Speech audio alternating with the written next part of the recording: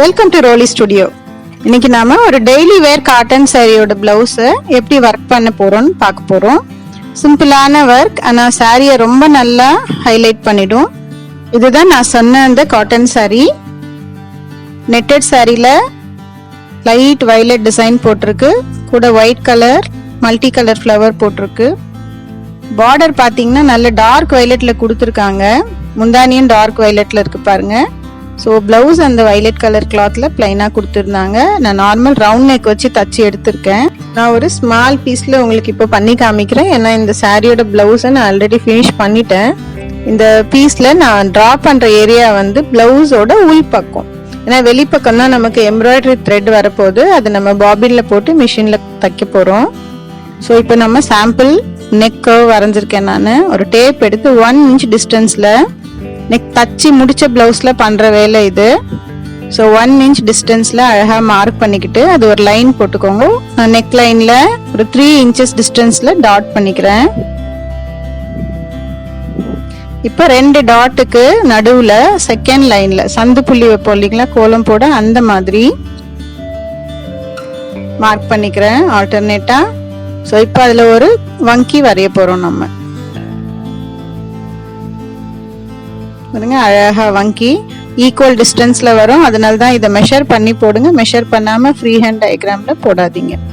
So இப்போ இந்த கர்வ்ஸ்ல எல்லாம் நான் ஒரு லீஃப் ட்ரா பண்றேன். நடுவுல ஒரே ஒரு சின்ன லைன். இது நீங்க உங்க இஷ்டம் மாதிரி வரைஞ்சிக்கலாம். பட் இந்த டிசைன் நான் மிஷின்ல ஓட்டுறதுக்கு கம்ஃபர்டபுளா ஃபீல் பண்ணேன். ஸோ இதை ப்ரிஃபர் பண்ணிக்கிட்டேன். இது ஒரு நார்மல் ஆங்கர் எம்ப்ராய்டரி த்ரெட்.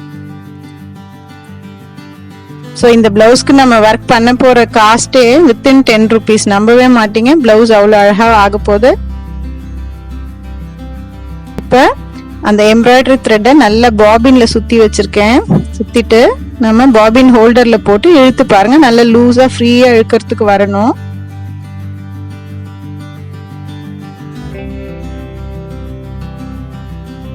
இப்போ ஒரு ஒயிட் கலர் த்ரெட் எடுத்துக்கிறேன் நான்.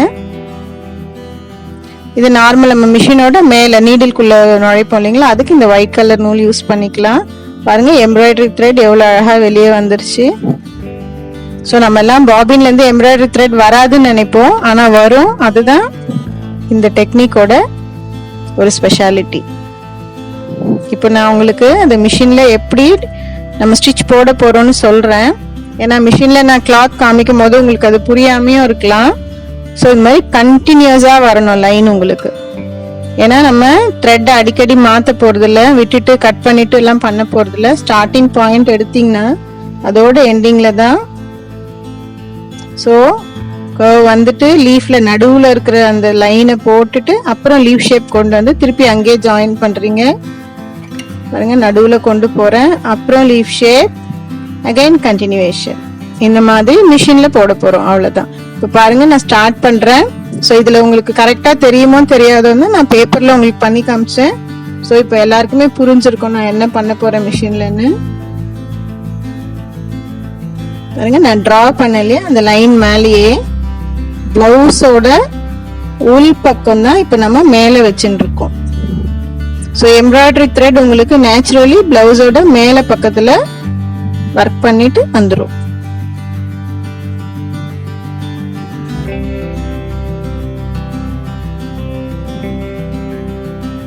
கொஞ்சம் பொறுமை வேணும் இதுக்கு.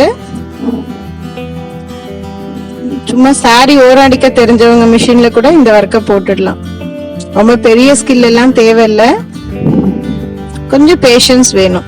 மொத்தமா இந்த பிளவுஸோட நெக்லைன் ஃபுல்லா முடிக்கிறதுக்கு உங்களுக்கு ஒரு 15 to 20 minutes ஆகும். பாருங்க ஒவ்வொரு கர்வுக்கும் நான் மிஷின் நீடில் அழகா அது மேலேயே கொண்டு போறேன். ஸோ இப்போ லீஃபோட நடுவில் இருக்க லைன் இழுத்துட்டேன், அகைன் கோ பேக், அதுக்கப்புறம் லீஃபோட ஷேப். இது எனக்கு ஸ்மால் பீஸா இருக்கிறதுனால அழகா கிளாத்தை ரொட்டேட் பண்ண அவ்வளோ ஈஸியா இருக்கு. நீங்க பிளவுஸ்ல போடும்போது இன்னும் கொஞ்சம் ஸ்லோவா போடுவீங்க. நான் அதை ஆல்ரெடி முடிச்சிட்டதுனால உங்களுக்கு இந்த பீஸ்ல போட்டு காமிக்கிறேன்.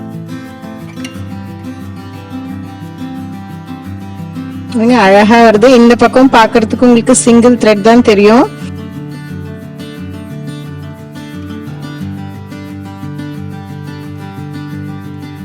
இப்போ திருப்பி காமிக்கிறேன் பாருங்க, எவ்வளவு அழகா வந்திருக்கு.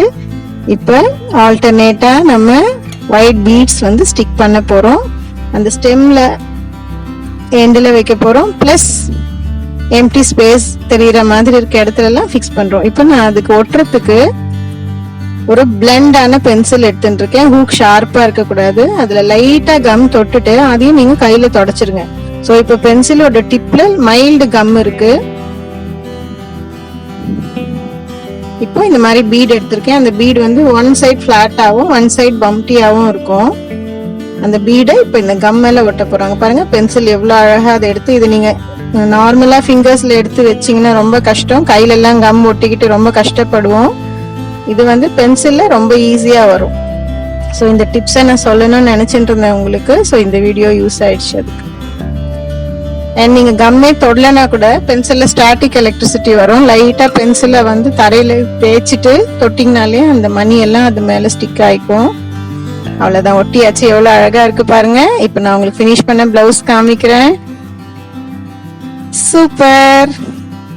இந்த சாரில இருக்க ஒயிட் கலருக்கு மேட்ச் பண்ணி தான் இந்த மிஷின் எம்ப்ராய்டரி நம்ம பண்ணிருக்கோம். நார்மல் மிஷின்ல எம்ப்ராய்டரி எவ்வளவு அழகா வந்திருக்கு பாருங்க. இதுல நான் பைப்பிங் கூட வைக்கல. இன்னும் நீங்க ஒயிட்ல பைப்பிங் கொடுத்தீங்கனாலோ இல்ல அந்த லைட் வயலட் இருந்தது பாருங்க, அதுல பைப்பிங் கொடுத்து இந்த டிசைன் பண்ணாலும் இன்னமும் அழகா இருக்கும். எனக்கு சிம்பிளா போதும்னு தோணுச்சு, அதனால நான் பண்ணிக்கிட்டேன். பியூட்டிஃபுல்லா இருக்குல்ல. கூடவே இந்த சாரி போடும் போது நான் இந்த பேர்ல் செட்டும் போடுவேன். ஒயிட் கலர்ல பேர்ல் செயினும் ஸ்டட்டும் ரொம்ப அழகா இருக்கும். சிம்பிள் சாரி, ஆனா எலகண்ட் லுக் கொடுக்கும். இதை நீங்க எல்லாரும் ட்ரை பண்ணி பாருங்க. ட்ரை பண்றதோட இல்லாம எங்க சேனலை சப்ஸ்கிரைப் பண்ணுங்க, லைக் பண்ணுங்க, ஷேர் பண்ணுங்க. அண்ட் தேங்க்ஸ் ஃபார் வாட்சிங் மை வீடியோஸ். Bye by.